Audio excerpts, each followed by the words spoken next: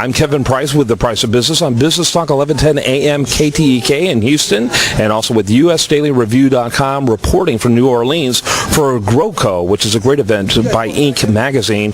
Getting the opportunity to talk to a lot of entrepreneurs, business leaders, and even speakers at the event, thanks to our friends over at Sound Telecom. That's sound-tele.com. They're leaders in telecommunications, particularly in the call centers, and also in the answering services. And so we're delighted to be able to do these interviews. Here's one with Timothy Wintemute, and he is with the MusicHook Network.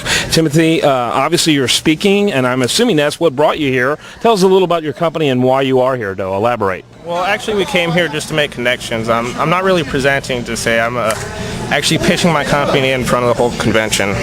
Basically, what we do is we focus on promoting shows at very small venues. Now, I know Houston. Oh, I love Houston. I love your country music scene. I love that. The thing about Houston, though, is they have a lot of small venues, right? Right. Oh, yeah. And how do you think these venues go about booking? Well, what they do is they usually contact professional promoters. Fortunately, those professional promoters cost a little much, right? And also, sometimes, you could go hit up your country band or the guitarist of a certain rock band, but these people are musicians. They don't want to spend their time promoting a show, getting the show together.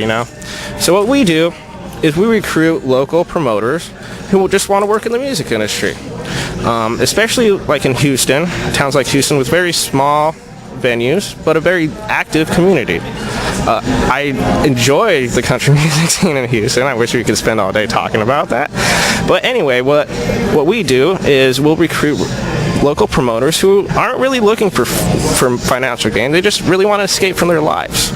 And what they do is we help them contact venues. We give them all the tools needed to perform their jobs. Oftentimes they just need their phone, just smartphone with internet access, and they could easily just book shows. What they do is they'll work the show just like a traditional promoter, and then at the end of the night, take a cut of the show profits. Simple. And also they get to have fun because, music is fun. They get to hang out backstage, they get a few free drinks, and all the perks of the music industry. And all they do in exchange is pay us a nominal fee based on how many shows they've done throughout the year. Mm-hmm. So tell me a little bit about what you've garnered so far since you've been here, and what's some of the highlights that you've enjoyed. I really enjoyed Richard Branson. He presented yesterday, but as a music promoter, especially one who's trying to re-engineer the music industry or, figure out the future of the music industry, he was kind of the old guard. He started Virgin Records, he signed a lot of great artists, and he moved on. So I kind of see that I kind of want to be like Richard Branson, except, not with recordings, but live music. Mm-hmm. So, and with that, I think probably music has probably been among the most affected by the changes in technology over the last 2 decades, and trying to figure out how to keep it profitable. And and you sit there and you look at the largesse of money some of these businesses make when you've got just sheer pirating going on a massive scale and that type of thing. What do you see around the corner when it comes to keeping music industry profitable? Because if it's not profitable, it's going to obviously affect the quality, because altruism and desire just to make good music can only go so far.